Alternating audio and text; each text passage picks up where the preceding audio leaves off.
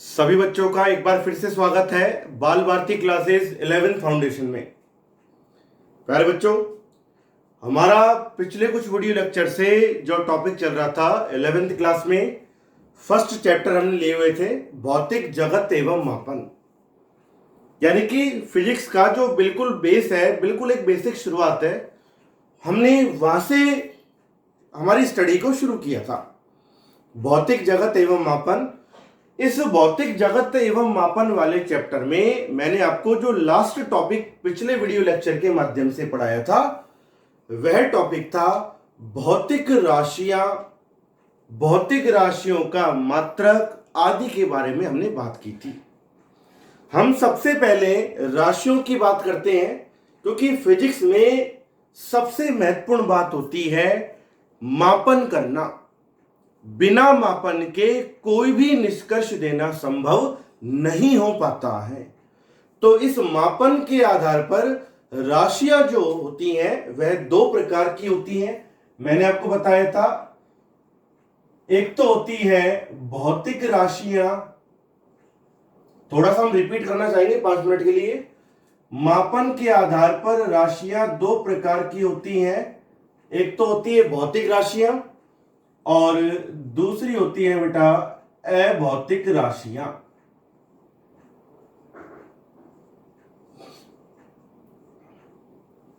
मैंने आपको बताया था भौतिक राशियां क्या होती हैं।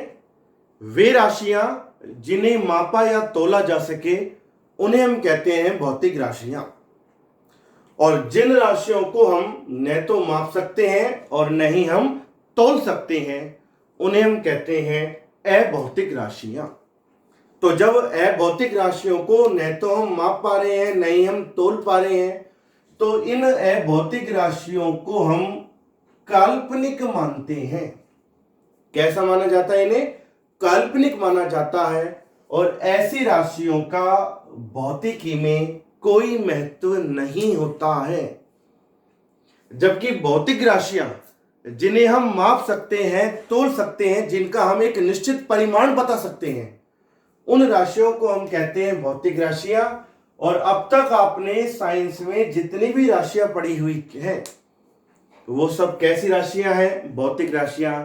जैसे द्रव्यमान, लंबाई, समय, दूरी, चाल, वेग, क्षेत्रफल, आयतन, घनत्व, त्रिज्या, ठीक है। और जो भी आपने पढ़ी है, बल, कार्य, शक्ति, प्रतिबल, दाब, ये सब कैसी राशियां बेटा? भौतिक राशियां हैं, जिन्हें हम मापकर या तोलकर इनका एक निश्चित मान बता सकते हैं।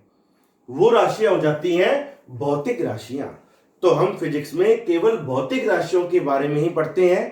अभौतिक राशियों से हमारा कोई मतलब नहीं होता, क्योंकि इन्हें हम न तो माप पा रहे हैं, न ही हम तोल पा रहे हैं। इन्हें हम कैसा मानते हैं? काल्पनिक मानते हैं। ठीक है। फिर हम इस पर आगे बढ़ते हैं। फिर हम कहते हैं अभौतिक राशियों को तो हमने छोड़ दिया, इनका कोई महत्व ही नहीं होता। हम भौतिक राशियों पर आगे बढ़ते हैं। तो हम फिजिक्स में भौतिक राशियों को कितने भागों में बांटा गया है? 2 भागों में वर्गीकृत किया गया है। पहली तो होती है मूल राशियां। भौतिक राशियों के 2 प्रकार होते हैं, मूल राशियां, और दूसरी होती है बेटा व्युत्पन्न राशियां।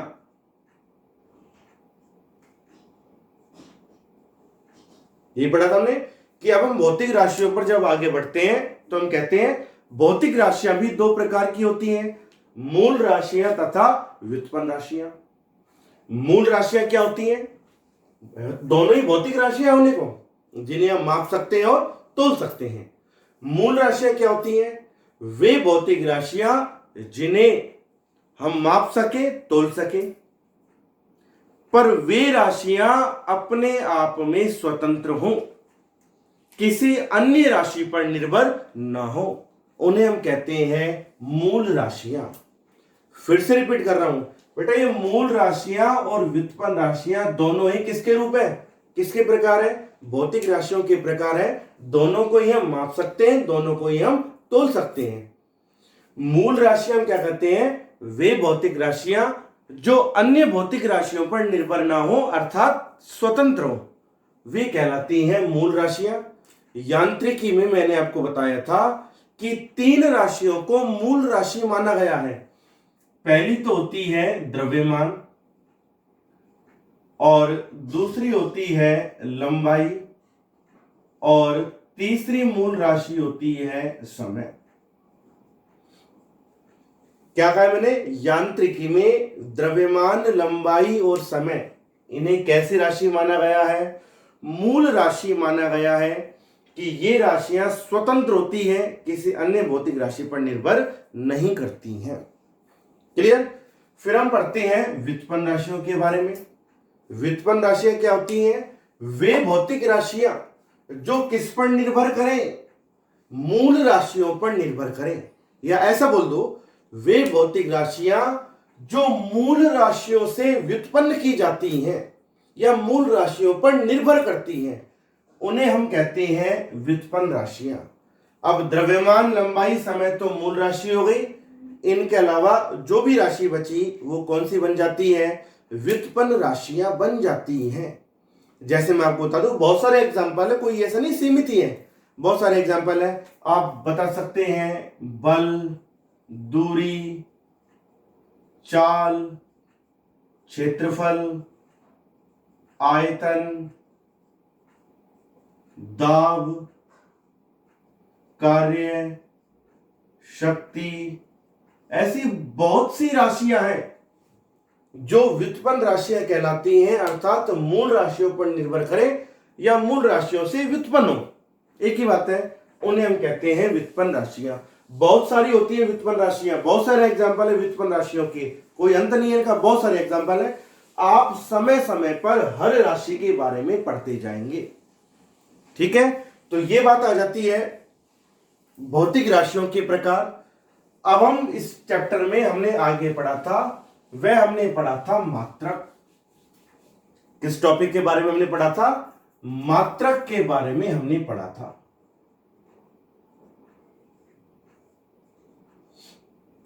देखिए बेटा, मात्रक क्या होता है कि जब हम किसी भौतिक राशि का मापन करते हैं तो मापन हमेशा एक आंकिक रूप में होता है, एक संख्यात्मक मान के रूप में होता है।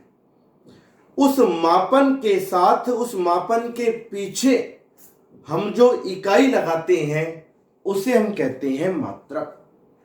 तो मैंने आपसे कहा था किसी भौतिक राशि के मापन के साथ प्रयुक्त इकाई को हम उस भौतिक राशि का मात्रक कहते हैं, ठीक है।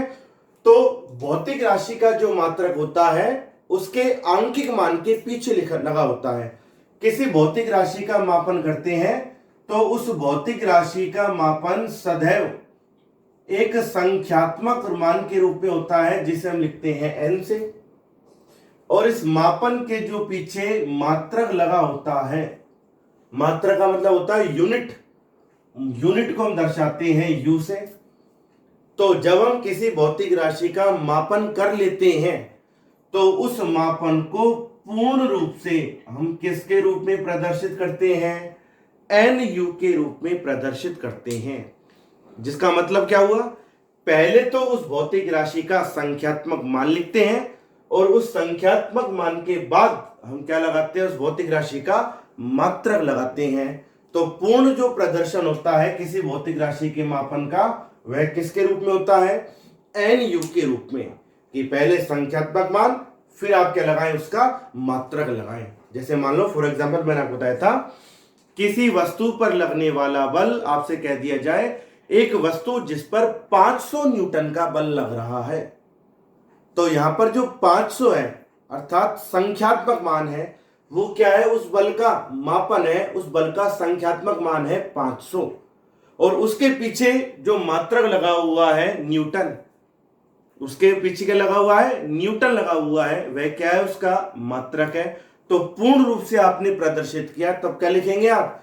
F बराबर 500 न्यूटन, कि पहले आपने लिखा उस भौतिक राशि का आंकिक मान या संख्यात्मक मान n, और पीछे आपने क्या लगाया? उस भौतिक राशि का मात्रक अर्थात यूनिट आपने लगाई। तो पूर्ण प्रदर्शन nu के रूप में ही होता है। फिर मैंने आपको एक बात बताई थी कि किसी भौतिक राशि के संख्यात्मक मान या आंकिक मान बोल दो, किसी भौतिक राशि के संख्यात्मक मान तथा उसके मात्रक में जो संबंध होता है हम लिखते हैं n समानुपाती 1/u, और कहते हैं कि किसी भौतिक राशि का संख्यात्मक मान या आंकिक मान उसके मात्रक के व्युत्त क्रमानुपाती होता है, n समानुपाती 1/u, जिसका अर्थ है कि यदि आप किसी भौतिक राशि का संख्यात्मक मान बढ़ाकर लिखें तो उसका मात्रक छोटा हो जाएगा, और यदि आप संख्यात्मक मान को कम करके लिखेंगे तो मात्रक कैसा हो जाएगा, बड़ा हो जाएगा। ठीक है, या आप ऐसे बोल दो, छोटे मात्रक में संख्यात्मक मान अधिक होगा और बड़े मात्रक में संख्यात्मक मान कैसा हो जाएगा, कम हो जाएगा। पर हमेशा ध्यान रहे nu जो होगा वो कभी भी परिवर्तित नहीं होगा, कैसा रहेगा, हमेशा एक समान बना रहेगा। इसका मैंने आपको एक एग्जांपल बताया था कि यदि हम 4 मीटर लंबाई को 400 सेंटीमीटर लिखें, कंपेयर करो, मीटर कैसा मात्रक है, बड़ा मात्रक, सेंटीमीटर कैसा मात्रक है, छोटा मात्रक। तो आपने क्या करा है, 4 मीटर लंबाई को जब सेंटीमीटर में लिखा है तो आपने मात्रक को तो क्या कर दिया, बड़ा कर दिया, छोटा कर दिया, छोटा कर दिया। पर जैसे आपने मात्रक को छोटा किया है वैसे ही उसका जो संख्यात्मक मान है वो 4 से बढ़कर क्या हो गया, 400। इसलिए हमने ये बात कही है कि संख्यात्मक मान हमेशा मात्रक के व्युत्त क्रमानुपाती होता है। मात्रक को छोटा करोगे, मीटर से सेंटीमीटर कर दिया, एग्जाम्पल बता रहा हूं मैं आपको, तो संख्यात्मक मान बढ़ जाएगा, और मात्रक को बड़ा करोगे तो संख्यात्मक मान कम हो जाएगा। क्लियर। पर हमेशा जो संख्यात्मक मान और मात्रक जो होगा वह अलग अलग होगा या समान होगा, समान होगा। 4 मीटर किसके बराबर होता है, 400 सेंटीमीटर के। वैल्यू में कोई चेंज नहीं, केवल आपने संख्यात्मक मान और मात्रक को परिवर्तित किया है। क्लियर। तो ये मैंने बात की थी आपसे मात्रक के बारे में। मात्रक का सही होता है किसी भौतिक राशि का जो आंकिक मान होता है, जो मापन हम करते हैं संख्यात्मक मान के रूप में, उस मापन के पीछे जो हम या मापन के साथ जो हम इकाई लगाते हैं उसे हम कहते हैं भौतिक राशि का मात्रक। समझ में आ गया सभी को। आज हम जो टॉपिक पढ़ने जा रहे हैं वह पढ़ रहे हैं बेटा मात्रक पद्धतियां।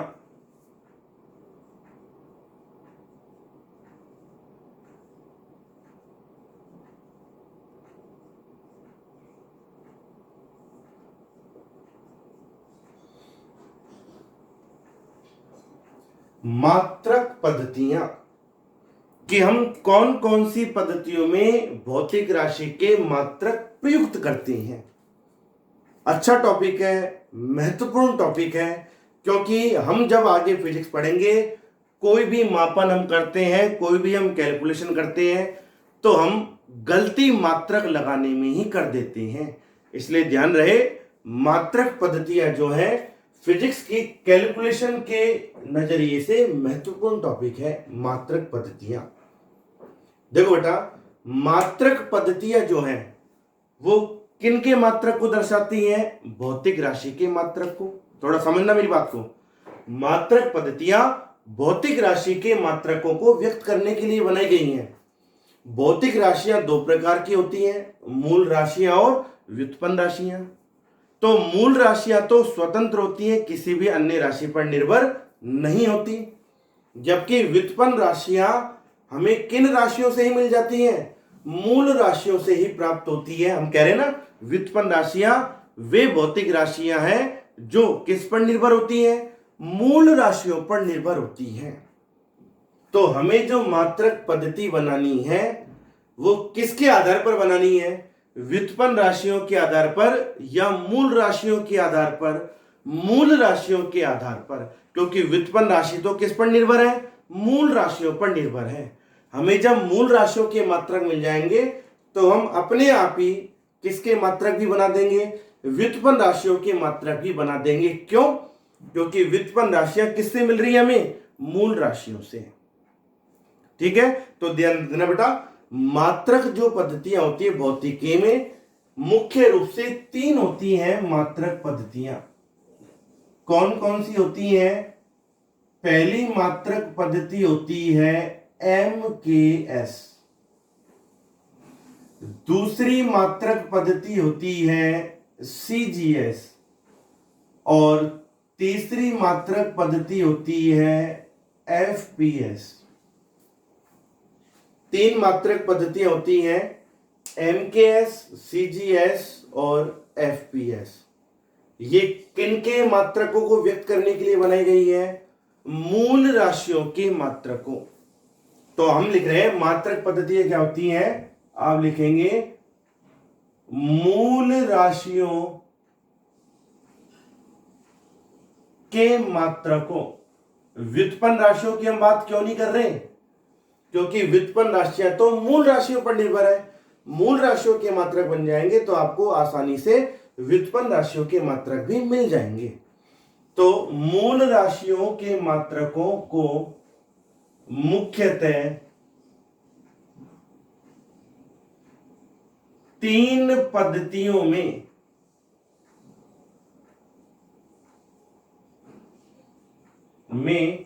व्यक्त करते हैं।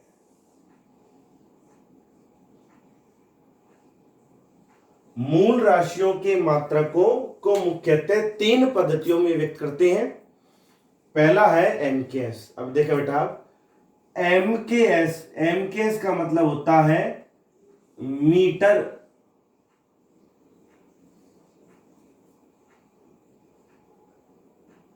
K का मतलब होता है किलोग्राम, और S का मतलब होता है सेकंड। MKS का मतलब होता है मीटर, किलोग्राम, सेकंड। मीटर किसका मात्रक है? लंबाई का। यांत्रिकी में 3 तो मूल राशियां मानी जाती हैं, कौन कौन सी? द्रव्यमान, लंबाई और समय। तो मात्रक पद्धतियों में इन मूल राशियों को 3 पद्धतियों में व्यक्त किया जाता है मात्रकों को। तो आ जाता है मीटर, किलोग्राम, सेकंड। ये किसका नाम है? MKS का। किलोग्राम किसका मात्रक होता है बेटा? किलोग्राम जो होता है वो किसका मात्रक होता है? द्रव्यमान का। और सेकंड किसका मात्रक है? समय का। समझ रहे इसका मतलब? MKS पद्धति में लंबाई हमेशा किस में ली जाती है? मीटर में। द्रव्यमान का मात्रक होता है किलोग्राम, और समय का मात्रक होता है सेकंड। ये हो गया MKS पद्धति। लंबाई का मात्रक मीटर, द्रव्यमान का मात्रक किलोग्राम और समय का मात्रक सेकंड। अब आ जाओ CGS। CGS में C का मतलब होता है सेंटीमीटर, G का अर्थ होता है बेटा ग्राम, और S का मतलब होता है सेकंड। ये भी किन से संबंधित है? सेंटीमीटर संबंधित है लंबाई से, ये तो लंबाई का मात्रक है। ये मात्रक आ जाता है बेटा द्रव्यमान का, और ये मात्रक हो गया समय का। क्लियर? तीसरी मात्रक पद्धति होती है FPS। F का मतलब होता है फुट, P का मतलब होता है पाउंड, और S का मतलब हो जाता है सेकंड। अब ये भी किससे संबंधित है? फुट तो संबंधित है लंबाई से, पाउंड संबंधित है किससे? द्रव्यमान से, और सेकंड किसका मात्रक है? समय का। तो मैंने आपसे कहा है मात्रक पद्धतियां आप पढ़ रहे हैं। मात्रक पद्धतियां किनके मात्रकों को व्यक्त करने के लिए बनाई गई हैं? मूल राशियों के मात्रकों को। व्युत्पन्न राशियों के मात्रक तो अपने आप ही मिल जाएंगे, क्योंकि व्युत्पन्न राशियां किससे उत्पन्न हो रही हैं? किस पर निर्भर है? मूल राशियों पर। यदि आपने मूल राशियों के मात्रक बना लिए तो बिल्कुल आसानी से आपको व्युत्पन्न राशियों के मात्रक भी मिल जाएंगे। पहली मात्रक पद्धति होती है एमकेएस। इस एमकेएस पद्धति में लंबाई को सदैव मीटर में, द्रव्यमान को सदैव किलोग्राम में और समय को सदैव सेकंड में व्यक्त किया जाता है। दूसरी पद्धति होती है सीजीएस। इस मात्रक पद्धति में लंबाई को हमेशा सेंटीमीटर में, द्रव्यमान को हमेशा ग्राम में और समय को सेकंड में व्यक्त किया जाता है। तीसरी पद्धति होती है मात्रक पद्धति एफपीएस। इस मात्रक पद्धति में लंबाई को हमेशा फुट में, द्रव्यमान को सदैव पाउंड में और समय को सेकंड में व्यक्त किया जाता है। क्लियर?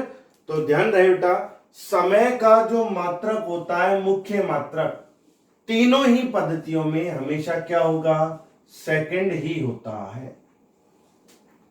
अब हम बात करें इनमें संबंध की, तो एफपीएस, सीजीएस और एमकेएस, इन तीनों मात्रक पद्धतियों में आपने किनके मात्रकों को व्यक्त करा है? मूल राशियों लंबाई, द्रव्यमान और समय के मात्रकों को व्यक्त करा है। तो इनमें आपस में संबंध क्या होगा? तो संबंध हमेशा ध्यान रहे कि जैसे मान लो मैं आपसे कह दूं, आपको मूल राशियों के मान को या मात्रक को चेंज करना हो एमकेएस से, कहां पर? सीजीएस में, या सीजीएस से आपको चेंज करना है कहां पर? एमकेएस में। यही करना है। तो हमें किन का मान चेंज करना होगा? कौन से मात्रकों को चेंज करना होगा? मीटर, सेंटीमीटर, किलोग्राम, ग्राम।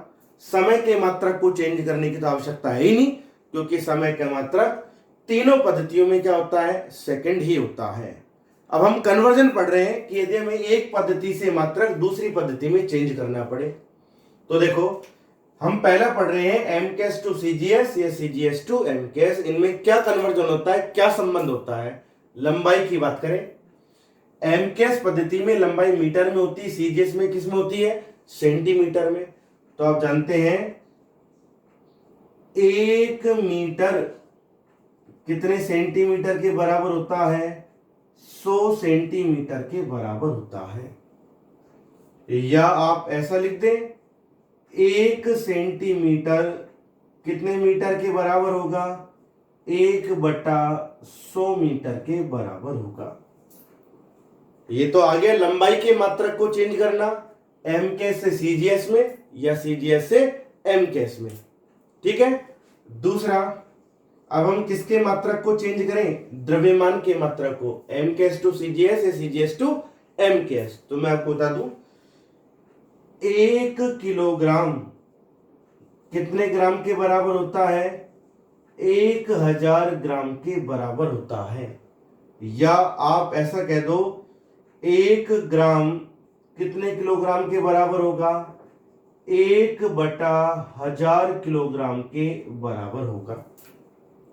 ये आप द्रव्यमान को चेंज कर सकते हैं, किलोग्राम से ग्राम में, ग्राम से किलोग्राम में। समय को तो चेंज करने की आवश्यकता है ही नहीं, क्योंकि समय का मात्रक तीनों पद्धतियों में ही क्या होता है? सेकंड होता है। क्लियर? तो पहला आपने संबंध बढ़ा कौन कौन सी मात्रक पद्धतियों में? एमकेएस और सीजीएस में चेंज करना। एमकेएस से सीजीएस में चेंज करो या सीजीएस से एमकेएस में चेंज करो। ठीक है। अब हम दूसरा पढ़ेंगे, एमकेएस से एफपीएस में या एफपीएस पद्धति से कौन सी पद्धति में? एमकेएस पद्धति में। ठीक है। इन दोनों के भी संबंध पढ़ लिया। अब हम इन दोनों के भी संबंध पढ़ेंगे, फिर इन दोनों के भी संबंध पढ़ेंगे। क्लियर? अब आप देखें, हमें यदि मान चेंज करना हो, मात्रक चेंज करना हो एमकेएस से एफपीएस में या एफपीएस से एमकेएस में, तो पहले हम बात करें लंबाई की। यदि हमें लंबाई का मात्रक एमकेएस से एफपीएस में बदलना हो, तो मीटर को किस में चेंज करेंगे? मीटर को किस में चेंज करेंगे? फुट में। या फुट को किस में चेंज करेंगे? मीटर में। तो मैं आपको बता दूं, इनमें संबंध होता है 1 फुट बराबर होता है 0.3048 मीटर के। 1 फुट लंबाई कितने मीटर के बराबर होती है? 0.3048 मीटर के बराबर होती है। या आप ऐसा कह दें कि 1 मीटर लंबाई कितने फीट के बराबर होती है? 1 बटा में 0.3048 फुट के बराबर होती है। यह जाता है लंबाई के मात्रक को बदलना एमकेएस से एफपीएस पद्धति में या एफपीएस से एमकेएस पद्धति में। ध्यान रखना, बस एक बार इनको ध्यान दे, रटने की आवश्यकता नहीं है आपको। अब हम बात करें द्रव्यमान की, तो यदि हम एमकेएस से एफपीएस या एफपीएस से एमकेएस में परिवर्तन करें मात्रक का, तो किलोग्राम को चेंज करोगे पाउंड में या पाउंड को चेंज करोगे किलोग्राम में। ठीक है, तो मैं आपको बता दूं, इनमें जो संबंध होता है वह होता है 1 किलोग्राम, ये बराबर होता है लगभग 0.453 किलोग्राम के। 1 पाउंड द्रव्यमान लगभग 0.453 किलोग्राम के बराबर होता है। या आप ऐसा बोल दें,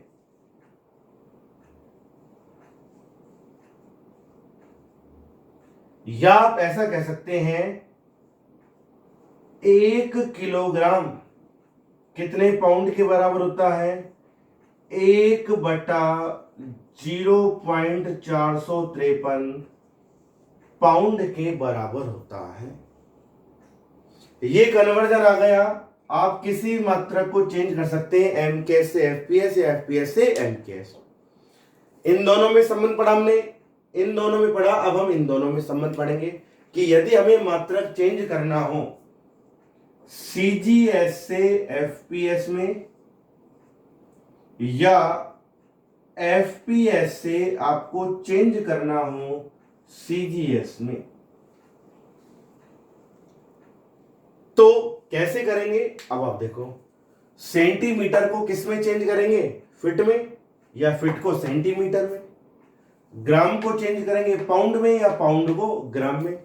समय को तो चेंज करने की आवश्यकता है नहीं, क्योंकि सभी पद्धतियों में मात्रक सेकंड है। तो देखो इनमें क्या संबंध होता है कि 1 फीट लंबाई जो होती है वह होती है 30.48 सेंटीमीटर। 1 फुट लंबाई में लगभग 30.48 सेंटीमीटर होते हैं। या आप ऐसा भी कह दें 1 सेंटीमीटर लंबाई लगभग कितने फीट के बराबर होती है? 1 बटा 30.48 फुट के बराबर होती है। ठीक है, अब हम बात करें द्रव्यमान की, तो मैं आपको बता दूं 1 पाउंड द्रव्यमान बराबर होता है लगभग 453.4 ग्राम के बराबर होता है। 1 पाउंड द्रव्यमान लगभग, एक्यूरेट तो नहीं है, लगभग एक होती है वैल्यू, 453.4 ग्राम के बराबर होता है। या आप लिख दें 1 ग्राम बराबर होता है 1 बटा 453.4 पाउंड के बराबर होता है। ये हमें संबंध मिलते हैं मीटर, सेंटीमीटर और फुट के मध्य, किलोग्राम, ग्राम तथा पाउंड के मध्य। ये कुछ संबंध होते हैं जो आप ध्यान रहे, जिनकी सहायता से आप आसानी से चेंज कर सकते हैं।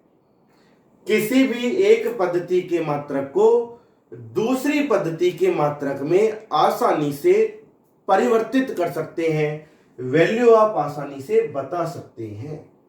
ठीक है, तो ये जो संबंध था एमकेएस और सीजीएस पद्धति के मात्रकों के मध्य, ये था एमकेएस और एफपीएस पद्धति के मात्रकों के मध्य, और ये संबंध था सीजीएस और एफपीएस पद्धति के मात्रकों के मध्य। ठीक है, तो ये हमने मात्रक पद्धतियां पढ़ी हैं, कौन कौन सी? एमकेएस, सीजीएस तथा एफपीएस। जो कौन सी राशियों के मात्रकों को व्यक्त करती है? मूल राशियों के मात्रकों को व्यक्त करती हैं। व्युत्पन्न राशियों के मात्रकों को व्यक्त अपने आप ही कर देंगी, क्योंकि मूल राशियों के मात्रक आपने बना लिए, तो व्युत्पन्न राशियां तो किस पर निर्भर है, किससे व्युत्पन्न हो रही है? मूल राशियों से। आसानी से आप उनके मात्रक बना सकते हैं। अब एक मात्रक पद्धति और होती है बेटा फिजिक्स में, ये तो तीन तो पढ़े लिए आपने। एक मात्रक पद्धति होती है, ये होती है एसआई पद्धति।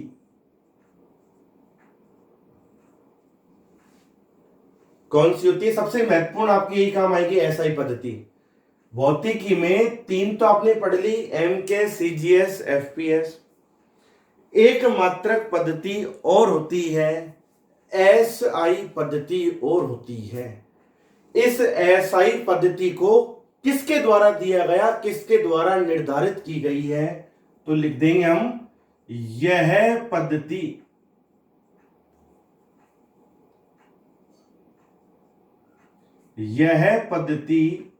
कोई अलग पद्धति नहीं है।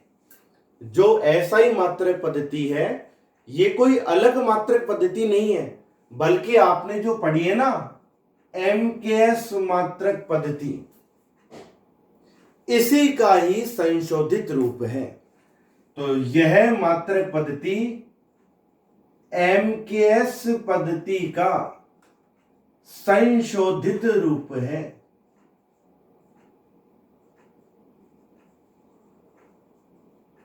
जो एसआई मात्रक पद्धति एमकेएस मात्रक पद्धति का ही एक संशोधित रूप है, जो किसके द्वारा दिया गया है? अंतरराष्ट्रीय माप तौल समिति द्वारा दी गई है।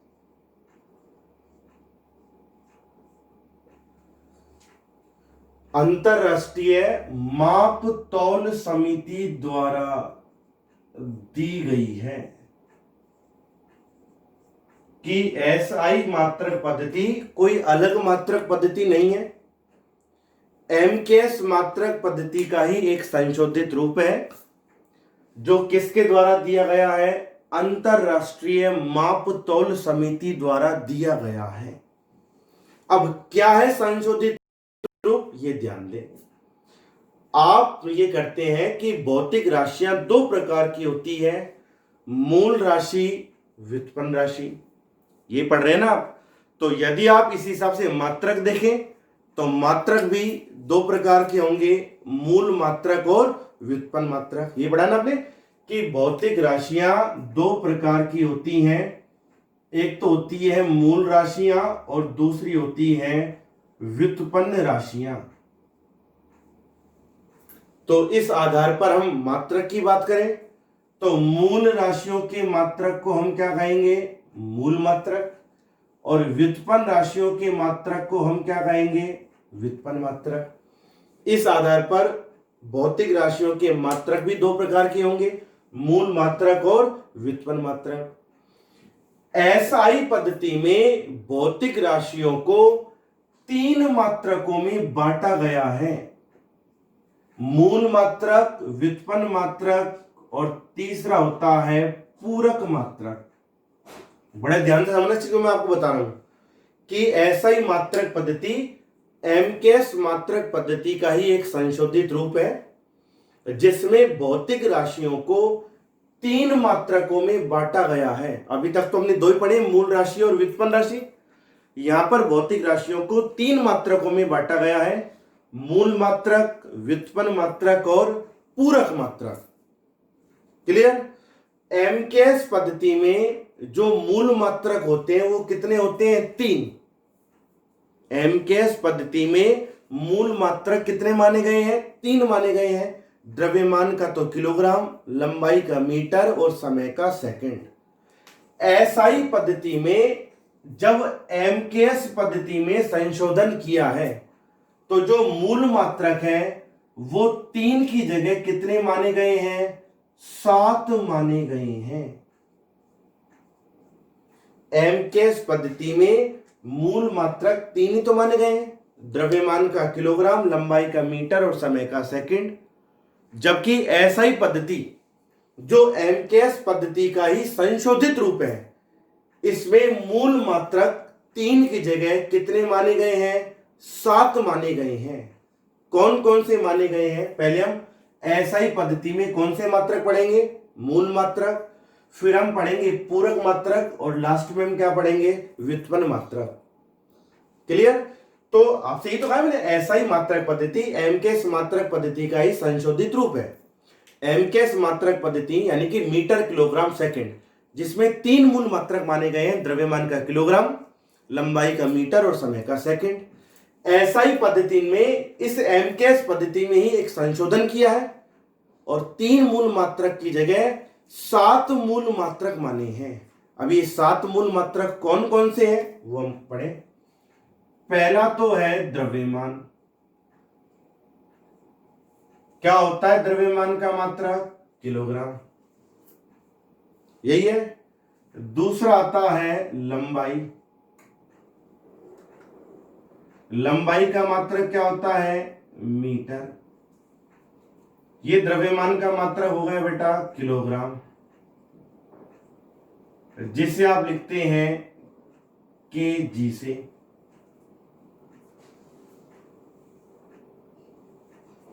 यही हुआ। मीटर को आप किससे लिखते हैं? एम से। समझ में आ रही है? तीसरा मूल मात्रक माना गया है समय। समय का मात्रक क्या होता है? सेकंड, जिसे आप किससे लिखते हैं? एस से। ये तीन मूल मात्रक तो आपने कौन सी पद्धति में ही पढ़ रखे हैं बेटा? एमकेएस पद्धति में पढ़ रखे हैं। एसआई पद्धति इसमें ही संशोधन करती है और 7 मूल मात्रक देती है। अब चौथा मात्रक आता है ताप। ताप का मात्रक होता है बेटा केल्विन, जिसे आप लिखते हैं के से। पांचवा मूल मात्रक माना गया है एमकेएस पद्धति में विद्युत धारा। विद्युत धारा को हम किस में व्यक्त करते हैं? एम्पियर में, इसे हम लिखते हैं ए से। फिर आता है पदार्थ की मात्रा। ये छठा मूल मात्रक माना गया है एमकेएस पद्धति में। पदार्थ की मात्रा को हम व्यक्त करते हैं मोल से। पदार्थ की मात्रा को हम किससे व्यक्त करते हैं? मोल से। इसे हम लिखते हैं MOL। और लास्ट आता है प्रदीपन तीव्रता। प्रदीपन तीव्रता को भी एसआई पद्धति में मूल मात्रक माना गया है। इसका मात्रक होता है कैंडेला, प्रदीपन तीव्रता का। इसे हम लिखते हैं CD से। तो एमकेएस पद्धति जिसमें तीन मूल मात्रक माने गए हैं, द्रव्यमान का किलोग्राम, लंबाई का मीटर और समय का सेकंड। एसआई पद्धति एमकेएस पद्धति का ही संशोधित रूप है, जो अंतरराष्ट्रीय माप तौल समिति द्वारा दिया गया है। इसमें जो मूल मात्रक है वो तीन की जगह कितने माने गए हैं? 7 माने गए हैं। और मैं आपको बता दूं, एसआई पद्धति अभी तक तो हमने पढ़ा है भौतिक राशियां दो प्रकार की, मूल राशियां और व्युत्पन्न राशियां। मूल राशियों के मात्रक मूल मात्रक, व्युत्पन्न राशियों के मात्रक व्युत्पन्न मात्रक। एसआई पद्धति में भौतिक राशियों को 3 भागों में बांटा गया है, मूल मात्रक, व्युत्पन्न मात्रक और पूरक मात्रक। मूल मात्रक क्या है कि मूल एमकेएस पद्धति में तो हमने 3 मूल मात्रक पढ़े हैं। एसआई पद्धति में हम इसमें संशोधन करके 7 मूल मात्रक पढ़ते हैं। द्रव्यमान किलोग्राम में, लंबाई मीटर में, समय सेकंड में। चौथा माना गया है ताप को केल्विन। पांचवा माना गया है विद्युत धारा, जिसका मात्रक होता है एम्पियर। छठा मूल मात्रक माना गया है पदार्थ की मात्रा, जिसे हम लिखते हैं मोल में। और 7वां माना गया है प्रदीपन तीव्रता, जिसे हम व्यक्त करते हैं कैंडेला में। तो ये है एसआई पद्धति, एमकेएस पद्धति का संशोधित रूप, जिसमें 7 मूल मात्रक लिए गए हैं। इसके बाद आती है पूरक मात्रक और व्युत्पन्न मात्रक। इस पर हम चर्चा अगले वीडियो लेक्चर में हम करेंगे। तो बेटा जो आपको पढ़ाया है एक बार बेसिक इनको पढ़ के देखें, और कोई भी समस्या हो तो आप पूछ सकते हैं।